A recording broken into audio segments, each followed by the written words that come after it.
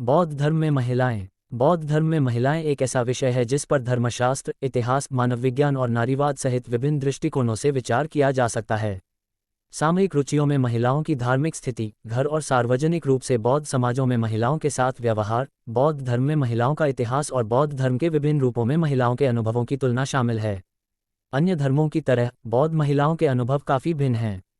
ऊपर बाईं ओर से दक्षिणावर्त, महाप्रजापति गौतमी प्रथम नन, एक कोरियाई बौद्ध नन, फुकुदा चियोनी एक जापानी बौद्ध नन और कवि एक वियतनामी बौद्ध नन, चोकी द्रोनमा तिब्बती बौद्ध, पुनर्जन्मित लामा बर्नार्ड फॉरे और मिरांडा शॉ जैसे विद्वान इस बात से सहमत हैं कि लिंग संबंधी मुद्दों को संबोधित करने के मामले में बौद्ध अध्ययन अपनी प्रारंभिक अवस्था में है। शॉ ने 1994 की स्थिति का सिंहावलोकन दिया। भारत तिब्बत बौद्ध धर्म के मामले में प्रारंभिक बौद्ध धर्म, मठवाद और महायान बौद्ध धर्म में महिलाओं के क्षेत्र में कुछ प्रगति हुई है। दो लेखों में भारतीय तांत्रिक बौद्ध धर्म में महिलाओं के विषय पर गंभीरता से प्रकाश डाला गया है, जबकि तिब्बती ननों और सामान्य योगिनियों पर कुछ अधिक ध्यान दिया गया है। हालांकि तिब्बती बौद्ध धर्म की एक महिला लामा खांद्रो रिनपोछे इस विषय पर बढ़ते ध्यान के महत्व को कम करती हैं। लेडी बुद्ध क्वानाम, दनांग वियतनाम में सबसे बड़ी बुद्ध प्रतिमा है। जब महिलाओं और बौद्ध धर्म के बारे में बात होती है तो मैंने देखा है कि लोग अक्सर इस विषय को कुछ नया और अलग मानते हैं। उनका मानना है कि बौद्ध धर्म में महिलाएं एक महत्वपूर्ण विषय बन गई हैं क्योंकि हम आधुनिक समय में रहते हैं और बहुत सारी महिलाएं अब धर्म का पालन कर रही हैं। बहरहाल, मामला यह नहीं। महिला संघ यहाँ सदियों से है। हम 2500 साल पुरानी परंपरा में कुछ नया नहीं ला रहे हैं। जड़ें वही हैं और हम बस उन्हें फिर से सक्रिय कर रहे हैं। मासातोशी उइकी ने बौद्ध धर्म में महिलाओं की स्थिति और लैंगिक समानता का व्यापक मूल्यांकन किया, जो प्रारंभिक बौद्ध धर्म से लेकर लोट सूत्र तक बौद्ध साहित्य के ऐतिहासिक पाठ्य विश्लेषण पर आधारित था। उइकी ने केवल जैविक विशेषताओं से परे पुरुष और महिला शब्दों की सूक्ष्म व्याख्या की, इसके बजाय समाज के भीतर उनकी कार्यात्मक भूमिकाओं पर जोर दिया, जिसे उन्होंने पुरुष सिद्धांत या यांग गुण और महिला सिद्धांत या यिंग गुण कहा। उनकी जांच इस निष्कर्ष पर पहुंची कि शाक्यमुनि की शिक्षाएं महिलाओं के ज्ञान के संबंध में कोई भेदभाव नहीं करती हैं। इस प्रकार बौद्ध धर्म में लैंगिक समानता पर जोर दिया जाता है। स्त्री सिद्धांत के बराबर पुरुष सिद्धांत की स्थापना चीजों का प्राकृतिक क्रम है। उन्हें कभी भी परस्पर अनन्य संबंध में मौजूद नहीं रहना चाहिए। उन्हें एक की कीमत पर दूसरे पर जोर नहीं देना चाहिए, क्योंकि दोनों अपरिहार्य हैं। क्या सच्चे स्व की स्थापना पुरुषों और महिलाओं दोनों के लिए वास्तविकता का एक तथ्य होगी? 3. बौद्ध धर्म में महिलाओं की समयरेखा संपादन करना। 6ठी शताब्दी ईसा पूर्व, महाप्रजापति गौतमी, बुद्ध की चाची और पालक मां, बौद्ध दीक्षा प्राप्त करने वाली पहली महिला थीं। 5वीं शताब्दी, प्रज्ञातारा ज़ेन बौद्ध धर्म के 27वें भारतीय कुलपति और बौद्ध धर्म के शिक्षक थे। 6. जबकि प्रज्ञातारा को आमतौर पर पुरुष माना जाता है और इसे चांद पितृसत्ताओं जिनमें से सभी पुरुष हैं में सूचीबद्ध किया गया है, 20वीं सदी के बौद्ध चिकित्सकों ने सुझाव दिया है कि प्रज्ञातारा एक महिला रही होगी। 7. 13वीं शताब्दी, जापान में पहली महिला ज़ेन गुरु जापानी मठाधीश मुगई न्योदाई 1223-1298 थीं। 8. 1880, मैडम ब्लावात्स्की और कर्नल ओलकोट शरण और उपदेश प्राप्त करने वाले पहले पश्चिमी लोग बने, वह समारोह जिसके द्वारा कोई पारंपरिक रूप से बौद्ध बन जाता है। इस प्रकार ब्लावात्स्की ऐसा करने वाली पहली पश्चिमी महिला थीं। 10. 1928, थाईलैंड में महिलाओं के पूर्ण बौद्ध धर्म में प्रवेश पर प्रतिबंध लगाने वाला एक धर्मनिरपेक्ष कानून पारित किया गया। हालांकि 2002 में वरंगगाना वनविचेन थाईलैंड में नियुक्त होने वाली पहली महिला भिक्षु बनने के कुछ समय बाद इस कानून को रद्द कर दिया गया था। 1966, फ्रेडा बेदी, एक ब्रिटिश महिला, तिब्बती बौद्ध धर्म में दीक्षा लेने वाली पहली पश्चिमी महिला बनी। 11. 1971, वोरामाई, जिसे ताओफा तजू भी कहा जाता है, ताइवान में महायान वंश की पहली पूर्ण रूप से दीक्षित थाई महिला बनी और उन्होंने अपने परिवार के घर को एक मठ में बदल दिया। 12. 13. 1976, करुणा धर्म, अमेरिका में बौद्ध मठ समुदाय की पहली पूर्ण रूप से नियुक्त महिला सदस्य बनी। 14. 1981, एनी पेमा चोड्रोन एक अमेरिकी महिला हैं, जिन्हें 1981 में तिब्बती बौद्ध धर्म की वंशावली में भिक्षुनी एक पूर्ण रूप से नियुक्त बौद्ध नन के रूप में नियुक्त किया गया था। पेमा चोड्रोन तिब्बती बौद्ध परंपरा में बौद्ध नन के रूप में नियुक्त होने वाली पहली अमेरिकी महिला थीं। 15. 16. 1988, जेत्सुनमा अकोन लहामो, एक अमेरिकी महिला जिसे पहले कैथरीन बरोअस कहा जाता था, पुनर्जन्म लामा नामित होने वाली पहली पश्चिमी महिला बनी। 17. 1996, अंतर्राष्ट्रीय बौद्ध महिला संघ शाक्यदिता के प्रयासों से भारत के सारनाथ में 10 श्रीलंकाई महिलाओं को भिक्षुनी के रूप में नियुक्त किया गया। 18. 1996, सुभाना बरजाग हिरोशी डायमंड संघ की पहली महिला रोशी ज़ेन शिक्षिका बनी, जब उन्हें 9 मार्च 1996 को ऑस्ट्रेलिया में ट्रांसमिशन प्राप्त हुआ। समारोह में सुभाना रॉबर्ट एटकिन रोशी के वंश में पहली महिला रोशी भी बनी। 1998 ब्रुकलिन में जन्मी शेरी चायत बौद्ध धर्म के रिंजाई स्कूल में प्रवेश पाने वाली पहली अमेरिकी महिला बनी। 20-21-22 1998 900 वर्षों तक ऐसे अनुष्ठानों के बिना रहने के बाद 900 वर्षों तक ऐसे अनुष्ठानों के बिना रहने के बाद श्रीलंका ने फिर से महिलाओं को पूरी तरह से बौद्ध भिक्षुणियों के रूप में नियुक्त करना शुरू कर दिया, जिन्हें भिक्षुणी कहा जाता है। 23-2002 खेनमो ड्रोल्मा, एक अमेरिकी महिला, बौद्ध धर्म के ड्रिकुन काग्यू वंश में पहली भिक्षुणी पूर्ण रूप से बौद्ध नन बनी, जिन्होंने दीक्षा लेने के लिए ताइवान की यात्रा की। 24-2002 55 वर्षीय बौद्ध भिक्षुणी वरांगगाना वनविचाइन थाईलैंड में दीक्षा पाने वाली पहली महिला भिक्षु बनी। उन्हें एक पुरुष थाई भिक्षु की उपस्थिति में एक श्रीलंकाई महिला भिक्षु द्वारा नियुक्त किया गया था। थेरवाद धर्मग्रंथों की, जैसा कि थाईलैंड में व्याख्या की गई है, आवश्यकता है कि एक महिला को भिक्षु के रूप में नियुक्त करने के लिए समारोह में पुरुष और महिला भिक्षु दोनों को शामिल होना चाहिए। 25 इसके कुछ समय बाद थाईलैंड में महिलाओं के बौद्ध धर्म में पूर्ण प्रवेश पर प्रतिबंध लगाने वाले एक धर्मनिरपेक्ष कानून को रद्द कर दिया गया, जिसे 1928 में पारित किया गया था। 2003 अयासुधमा भिक्षुनी श्रीलंका के थेरवाद स्कूल में भिक्षुनी दीक्षा प्राप्त करने वाली पहली अमेरिकी मूल की महिला बनी। 26-27-28 2003 रेशियो 28 फरवरी 2003 को धम्मानंद भिक्षुनी, जिन्हें पहले चटसुमरन काबिल सिंह के नाम से जाना जाता था, थेरवाद नन के रूप में पूर्ण दीक्षा प्राप्त करने वाली पहली थाई महिला बनी। 29 उनकी दीक्षा श्रीलंका में हुई थी। 30-2003 सेकावडी और गुनासारी को श्रीलंका में भिक्षुनिस के रूप में नियुक्त किया गया। इस प्रकार वह आधुनिक समय में श्रीलंका में उच्च दीक्षा प्राप्त करने वाली पहली महिला बर्मी नौसिखिया बन गईं। 31-2004 खेनमो ड्रोलमा, एक अमेरिकी महिला, बौद्ध धर्म के ड्रिकुन काग्यू वंश में मठाधीश के रूप में स्थापित होने वाली किसी भी लिंग की पहली पश्चिमी महिला बनी। उन्हें वर्मोंट अमेरिका की पहली तिब्बती बौद्ध भिक्षुणी में वज्र डाकिनी भिक्षुणी मठ के मठाधीश के रूप में स्थापित किया गया। 2004 32-2004 अमेरिकी नौसेना एलटीजेजी जीनत शिन अमेरिकी सेना में पहली बौद्ध पादरी, पुरुष या महिला, बनी। 33-2006 टेक्सास में जन्मी मर्ले कोडो बौद्ध ज़ेन बौद्ध धर्म में धर्म संचरण प्राप्त करने वाली पहली अफ्रीकी अमेरिकी महिला बनी। 34-2006 अमेरिकी इतिहास में पहली बार एक बौद्ध समन्वय आयोजित किया गया, जहां एक अमेरिकी महिला सिस्टर खांटी खेमा ने एक अमेरिकी भिक्षु भंते विमलारामसी की अध्यक्षता में समानेरी नौसिखिया प्रतिज्ञा ली। यह मिसौरी में धम्मसुख ध्यान केंद्र में बौद्ध अमेरिकी वन परंपरा के लिए किया गया था। 35-2007 मायोकी केन बैरेट, जिनका जन्म और दीक्षा जापान में हुई, उत्तरी अमेरिका के अपने संबद्ध निचिरेन ऑर्डर में पहली महिला निचिरेन पुजारी बनी। 36-2009 थेरवाद बौद्ध परंपरा में ऑस्ट्रेलिया में पहला भिक्षुनी समन्वय 22 अक्टूबर 2009 को पेर्थ, ऑस्ट्रेलिया में बोधनियाना मठ में किया गया था। मठाधीश वायामा को निरोधा, सेरी और हस्पना के साथ पाली विनय के पूर्ण अनुपालन में भिक्षु और भिक्षुनिस के दोहरे संघ अधिनियम द्वारा भिक्षुनिस के रूप में नियुक्त किया गया था। 37-2010 सोटो ज़ेन बौद्ध एसोसिएशन एसजेडबीए ने 8 अक्टूबर 2010 को अपनी द्विवार्षिक बैठक में ज़ेन परंपरा में महिला पूर्वजों को सम्मानित करने वाले एक दस्तावेज को मंजूरी दी। इस प्रकार भारत, चीन और जापान की 2500 साल पुरानी महिला पूर्वजों को शामिल किया जा सकता है। पश्चिमी ज़ेन छात्रों को दिए जाने वाले पाठ्यक्रम, अनुष्ठान और प्रशिक्षण में 38-2010 अमेरिका में पहली तिब्बती बौद्ध भिक्षुनी विहार वर्मोंट में वज्र डाकिनी भिक्षुनी विहार, जो बौद्ध धर्म के ड्रिकुन काग्यू वंश में नौसिखिया दीक्षा प्रदान करता है, को आधिकारिक तौर पर पवित्रा किया गया।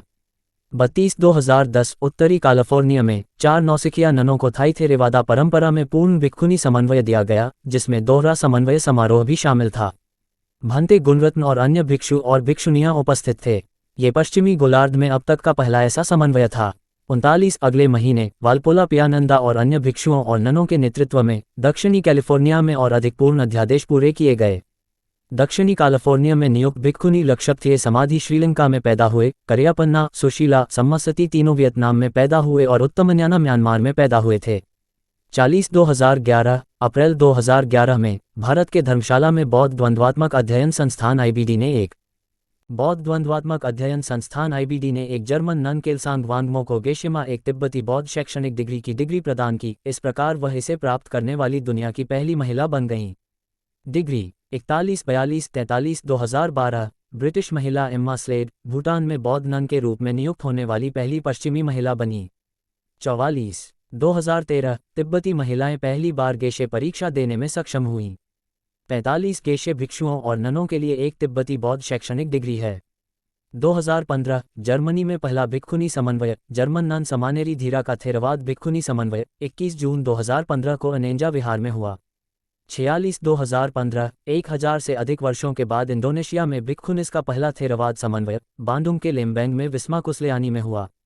47 दीक्षा पाने वालों में इंडोनेशिया से वजीरा देवी साधिका भिक्खुनी, श्रीलंका से मेधा भिक्खुनी, जापान से अनुला भिक्खुनी, वियतनाम से संतसुखा संतमना भिक्खुनी, मलेशिया से सुखी भिक्खुनी और सुमंगला भिक्खुनी और ऑस्ट्रेलिया से जयंती भिक्खुनी शामिल हैं। 47 2016 20 तिब्बती बौद्ध नन गेशिमा डिग्री हासिल करने वाली पहली तिब्बती महिला बनी। 48 43 2022 टेरी ओमोरी को अमेरिका के 12,000 सदस्यीय मजबूत बौद्ध चर्च की पहली महिला अध्यक्ष नियुक्त किया गया। 49 प्रारंभिक बौद्ध धर्म में महिलाएं संपादन करना। बौद्ध धर्म के संस्थापक गौतम बुद्ध ने महिलाओं को अपने मठवासी समुदाय में शामिल होने और इसमें पूरी तरह से भाग लेने की अनुमति दी, हालांकि कुछ प्रावधान या गरुधम थे। जैसा कि सुजैन मर्कॉट की टिप्पणी है, नन का संघ अपने समय के लिए एक क्रांतिकारी प्रयोग था। 50 इसी तरह गुरमीत कौर लिखती हैं, न तो समाज में और न ही मठवासी व्यवस्था में महिलाओं को पुरुषों के अधिकार से ऊपर आध्यात्मिक नेताओं के रूप में मान्यता दी जाती है। भिक्खुनी को व्यवस्थित रूप से सिखाया जाता है और एक संस्थागत तंत्र के माध्यम से भिक्खु के नक्शे कदम पर चलने के लिए कहा जाता है, जो इतना मजबूत है कि जो कोई भी इसे चुनौती देने की कोशिश करता है उसे बौद्ध समुदाय से प्रतिक्रिया का सामना करना पड़ता है। 51 डायना पॉल के अनुसार प्रारंभिक बौद्ध धर्म में महिलाओं के बारे में पारंपरिक दृष्टिकोण ये था कि वे हीन थीं।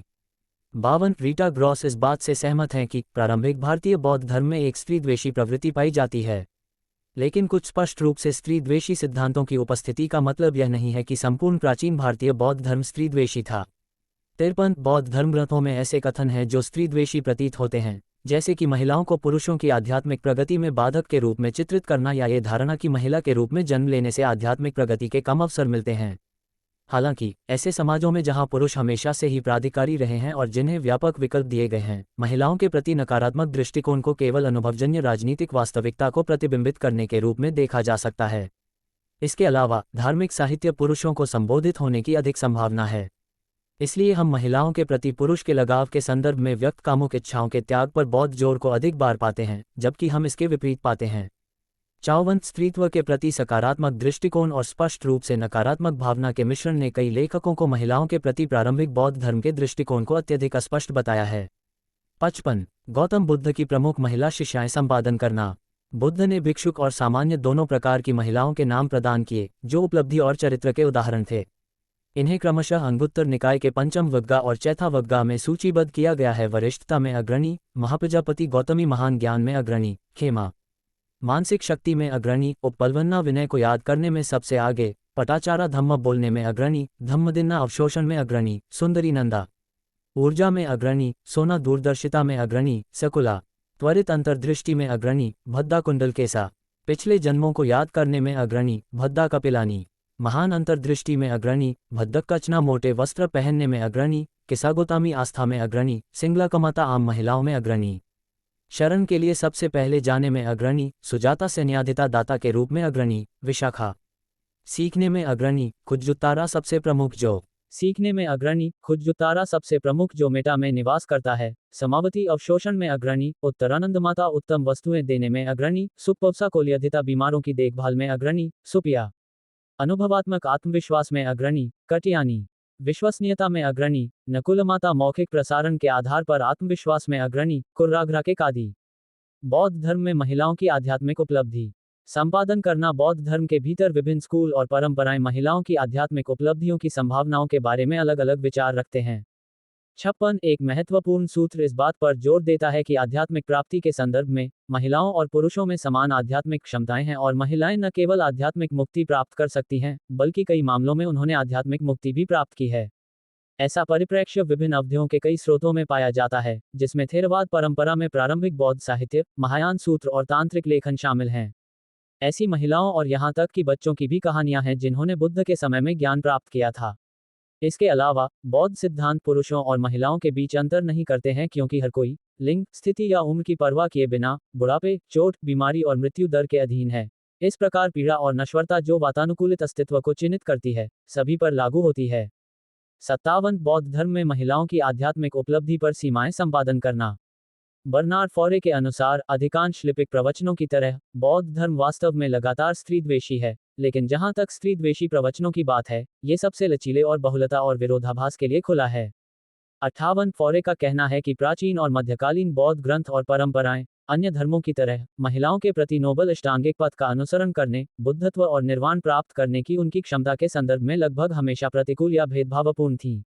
59-60 महिला धार्मिक अनुभव के बारे में धारणाओं का यह मुद्दा भारतीय ग्रंथों, गैर भारतीय भाषाओं में अनुवादों और चीन, जापान जैसे पूर्वी एशियाई राज्यों में लिखी गई क्षेत्रीय गैर भारतीय टिप्पणियों में पाया जाता है। और दक्षिण पूर्व एशिया 59 फिर भी अन्य भारतीय धर्मों की तरह भारतीय बौद्ध ग्रंथों में महिलाओं के अपवाद और सम्मान पाए जाते हैं, और महिला बौद्ध देवताओं का भी सकारात्मक शब्दों और श्रद्धा के साथ वर्णन किया गया है। फिर भी महिलाओं को मासिक धर्म, संभोग, मृत्यु और प्रसव के मामले में प्रदूषित माना जाता है। बौद्ध ग्रंथों में एक महिला के रूप में पुनर्जन्म को पिछले कर्मों के परिणाम के रूप में देखा जाता है, और यह एक पुरुष की तुलना में निम्नतर है। 59 बौद्ध परंपरा में स्पष्ट रूप से सांसारिक शक्ति के पद अक्सर व्यक्ति की आध्यात्मिक उपलब्धियों का प्रतिबिंब होते हैं। उदाहरण के लिए, देवता मनुष्यों की तुलना में उच्च लोकों में रहते हैं और इसलिए उनके पास एक निश्चित स्तर की आध्यात्मिक उपलब्धि होती है। चक्रवर्ती और बुद्ध भी सामान्य मनुष्यों की तुलना में आध्यात्मिक रूप से अधिक उन्नत हैं। हालांकि, जैसा कि ताइवानी नन हेंगचिंग शेह कहती हैं, बौद्ध धर्म में महिलाओं के लिए 5 बाधाएं हैं, जिनमें ब्रह्मा राजा, सक्रा, राजा मारा, चक्रवर्ती या बुद्ध बनने में असमर्थ होना शामिल है। 56 बौद्ध धर्म के 5 बाधा सिद्धांत नोट 1 में, एक महिला को अष्टांगिक मार्ग का पर्याप्त रूप से अनुसरण करने और पूर्ण बुद्धत्व तक पहुंचने से पहले एक पुरुष के रूप में पुनर्जन्म प्राप्त करना आवश्यक है। लोटस सूत्र इसी तरह ड्रैगन किंग की बेटी की कहानी प्रस्तुत करता है, जो पूर्ण ज्ञान प्राप्त करने की इच्छा रखती है। सूत्र में कहा गया है कि उसके महिला अंग गायब हो गए, पुरुष अंग दिखाई देने लगे, फिर वह बोधिसत्व के रूप में प्रकट हुई। 63 चीनी और जापानी बौद्ध समुदायों में 19वीं सदी से इन 5 बाधाओं के अलावा महिलाओं को 3 अधीनता के रूप में मान्यता दी गई है, अर्थात युवावस्था में महिलाओं को अपने माता पिता की आज्ञा मानने की आवश्यकता, मध्यायु में अपने पतियों की आज्ञा मानने की आवश्यकता, और बुढ़ापे में उनका सबसे बड़ा बेटा, जो कि बुक ऑफ राइट्स, कोंगजी जियायु और भारतीय मानव धर्मशास्त्र के चीनी कन्फ्यूशियस पारंपरिक ग्रंथों से विरासत में मिला है। 64 कुछ विद्वान, जैसे कि Kenneth Doo Young Lee, Lotus Sutra की व्याख्या इस अर्थ में करते हैं कि महिलाएं मोक्ष प्राप्त करने में सक्षम थीं। महिलाएं मोक्ष प्राप्त करने में सक्षम थीं, या तो पहली बार पुरुष बनने के बाद या पथ का अनुसरण करने के बाद शुद्ध भूमि क्षेत्र में पुनर्जन्म लिया। 65 पीटर हार्वे ने कई सूत्र सूचीबद्ध किए हैं जो सुझाव देते हैं कि एक महिला की मानसिकता को धूमिल करने और एक पुरुष की मानसिकता को विकसित करने के बाद वह अपने वर्तमान पुरुष रूप में पैदा हुआ था, और जो फिर पथ का अनुसरण करने के लिए आगे बढ़ता है और अरिहंत बन गए। 66 महायान ग्रंथों में एक सूत्र है जो इस अवधारणा को समर्पित है कि कैसे एक व्यक्ति एक महिला के रूप में जन्म ले सकता है। पारंपरिक दावा यह है कि पुरुषों की तुलना में महिलाओं में लालच, घृणा और भ्रम की भावनाएं अधिक होती हैं।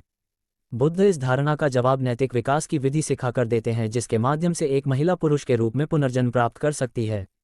67 वेई चेंग के अनुसार पाली कैनन महिलाओं के निम्न कर्म के बारे में चुप है, लेकिन ऐसे बयान और कहानियां हैं जो महिला अधीनता की वकालत करते हुए अष्टांगिक मार्ग का उल्लेख करती हैं।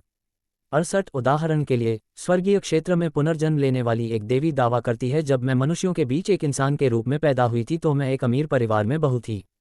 मैं क्रोध रहित थी, अपने पति की आज्ञाकारी थी, व्रत दिनों में मेहनती थी। जब मैं एक इंसान के रूप में पैदा हुआ, युवा और मासूम, आस्थावान दिमाग के साथ, मैंने अपने प्रभु को प्रसन्न किया। दिन और रात मैं प्रसन्न करने के लिए काम करता था।